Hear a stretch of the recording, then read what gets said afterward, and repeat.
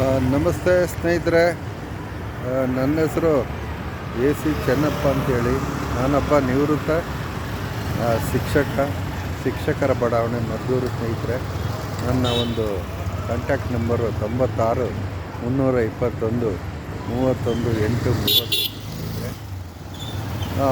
ನಾನು ಒಂದಷ್ಟು ಸಾರ್ವಜನಿಕ ಸೇವೆ ಮಾಡೋಕ್ಕೆ, ಅಂದರೆ ಸಮಾಜ ಸೇವೆ ಮಾಡೋಕ್ಕೆ ಈಗ 3 ವರ್ಷಗಳಿಂದ, ಅಂದರೆ ನಿವೃತ್ತಿ ಆದ ನಂತರ ಕೆಲಸ ಶುರು ಮಾಡೋಣ ಅಂತ ಮಾಡ್ತಾಯಿದ್ದೀನಿ ಸ್ನೇಹಿತರೆ. ಇದು ಮದ್ದೂರಿನ ಏನು ಪೇಟೆ ಬೀದಿಯ ಅಗಲೀಕರಣ, ಅದರ ಪ್ರಯುಕ್ತ ಇಲ್ಲಿ ಒಂದಷ್ಟು ಸರ್ಕಾರಿ ಜಾಗದಲ್ಲಿ ಏನು ಮಳಿಗೆಗಳು ಕಟ್ಕೊಂಡು ಜನ ವಾಸ ಮಾಡುತ್ತಿದ್ರು ಅದನ್ನು ತೆರವು ಮಾಡಿಸಿ ಇಲ್ಲಿ ಇವತ್ತು ಭಾಳಷ್ಟು ಕೆಲಸಗಳು ನಡೀತಾ ಇದ್ದಾವೆ.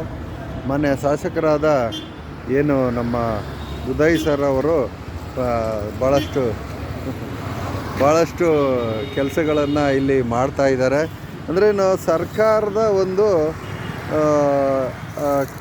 ಸರ್ಕಾರದ ಜಾಗದಲ್ಲಿ ಇದ್ದಂತಹ ಅನಧಿಕೃತವಾಗಿ ನಿರ್ಮಾಣ ಆಗಿರ್ತಕ್ಕಂತಹ ಅಂಗಡಿ ಮಳಿಗೆಗಳು ಅಥವಾ ಇನ್ನೊಂದು ಮನೆ, ಇಲ್ಲೊಂದು ಮನೆಯೇ ಇತ್ತು ಸ್ನೇಹಿತರೆ, ಶೆಡ್ ಹಾಕ್ಕೊಂಡು ಸುಮಾರು ಒಂದು 4-5 ಫ್ಯಾಮಿಲಿ ಇತ್ತು ಅಂತ ಕಾಣಿಸ್ತದೆ.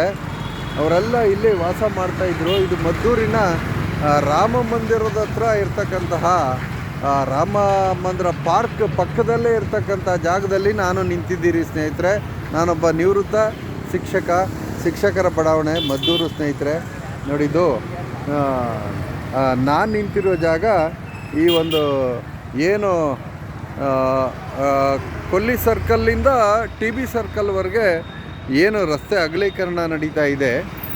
ಈ ಅಕ್ಕಪಕ್ಕದಲ್ಲಿ ಭಾಳಷ್ಟು ಅಂಗಡಿ ಮಳಿಗೆಗಳು, ಭಾಳಷ್ಟು ಎಲ್ಲ ನೋಡಿ ಎಲ್ಲ ತೆರವುಗೊಳಿಸಿದ್ದಾರೆ. ಪೆಟ್ಟಿ ಅಂಗಡಿಗಳು ಎಲ್ಲನೂ ತೆರವುಗೊಳಿಸಿದ್ದಾರೆ.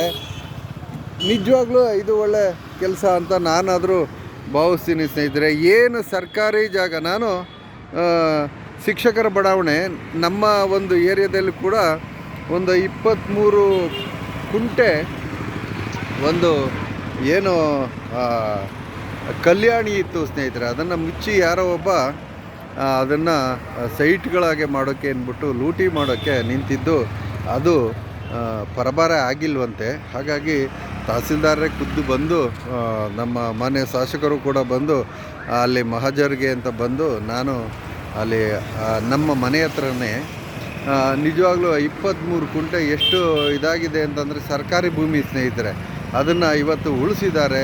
ಅದರ ಕೀರ್ತಿ ನಿಜವಾಗ್ಲೂ ನಮ್ಮ ಘನ ಸರ್ಕಾರದ ಏನು ತಹಸೀಲ್ದಾರರವರು ಹಾಗೆಯೇ ಜನಪ್ರತಿನಿಧಿಗಳು ಅವ್ರಿಗೆ ನಿಜವಾಗ್ಲೂ ಸಲ್ಲಿಸ್ತಕ್ಕಂಥದ್ದು.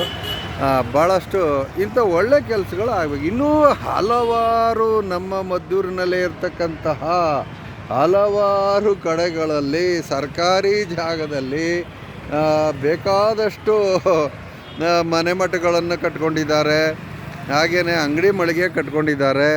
ಇದೆಲ್ಲ ಅನ್ಯಾಯ. ಈ ಅನ್ಯಾಯವನ್ನು ನಾವು ನಿಜವಾಗ್ಲೂ ಖಂಡಿಸಲೇಬೇಕು. ಯಾಕೆ ಅಂತಂದರೆ, ಏನು ಸರ್ಕಾರಿ ಜಾಗ ಇದೆ ಅಲ್ಲಿ ದಿಢೀರ್ನೇ ಒಂದು ಮಳಿಗೆ ಕಟ್ಟೋದು ಅಥವಾ ಇನ್ನೊಂದು ಅಂಗಡಿ ಮುಗ್ಗಟ್ಟು ಮಾಡೋದು.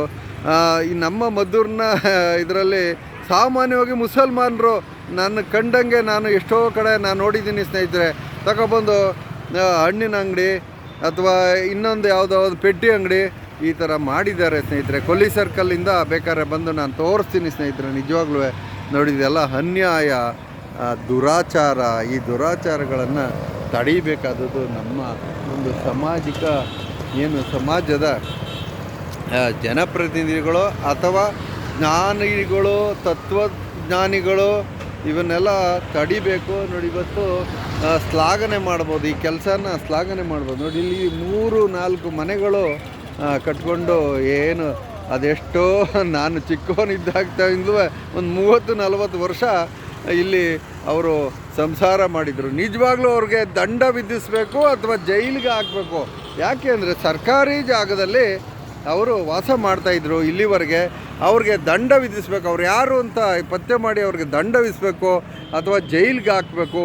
ಇದೇ ಥರ ನಮ್ಮ KEB ಅಂತ ಇದೆ ಸ್ನೇಹಿತರೆ. ಆ KEB ಮುಂದಗಡೆ ಇವರು ತಮಿಳಿಯನ್ಸ್ಗಳು ತುಂಬ ಜನ ಬಂದು ಅಲ್ಲಿ ಒಂದು ಚಂದ್ರಮೌಳೇಶ್ವರ ರೈಸ್ ಮಿಲ್ ಅಂತಿತ್ತು, ಅದು ಅನಧಿಕೃತ ಅಂತ ಕಾಣಿಸ್ತದೆ. ಎಲ್ಲ ಬಂದು ಮನೆ ಕಟ್ಕೊಂಡ್ಬಿಟ್ಟು ಒಳ್ಳೆ ರಾಜರೋಷವಾಗಿ ಜೀವನ ಮಾಡ್ತಾಯಿದ್ದಾರೆ. ಅದನ್ನು ಕೂಡ ಎತ್ತಿಸ್ಬೇಕು. ಎಲ್ಲೇ ಆಗಲಿ, ಯಾವ ದೇವಸ್ಥಾನ ಕಟ್ಟಿದ್ರೂ ಬಿಡಬಾರ್ದು, ಯಾವ ಮಸೀದಿ ಇದ್ದರೂ ಬಿಡಬಾರ್ದು, ಯಾವ ಚರ್ಚ್ ಇದ್ದರೂ ಕೂಡ ಅದನ್ನು ಏನು ಸರ್ಕಾರಿ ಜಾಗದಲ್ಲಿ ಅನಧಿಕೃತವಾಗಿರ್ತಕ್ಕಂತಹ ಯಾವುದೇ ಮಳಿಗೆ ಅಥವಾ ಅಂಗಡಿ ಅಥವಾ ದೇವಸ್ಥಾನಗಳನ್ನು ನಿಜವಾಗ್ಲೂ ಒಡೆದು ಹಾಕಿ ರಸ್ತೆಯನ್ನು ಅಗಲೀಕರಣ ಮಾಡೋದು ಭಾಳ ಸೂಕ್ತ ಅಂತ ನನ್ನ ಒಂದು ಅಭಿಪ್ರಾಯ ಸ್ನೇಹಿತರೆ. ನಿಜವಾಗ್ಲೂ ಈಗ ಒಳ್ಳೆ ಕೆಲಸಕ್ಕೆ ನಾನು ಕೃತಜ್ಞತೆಗಳು ಹೇಳ್ತೀನಿ. ನಮ್ಮ MLA ಸಾಹೇಬರಿಗೆ ನನ್ನ ಒಂದು ಅಭಿನಂದನೆಗಳನ್ನ ತಿಳಿಸ್ತೀನಿ. ತುಂಬ ಧನ್ಯವಾದಗಳು. Thank you sir.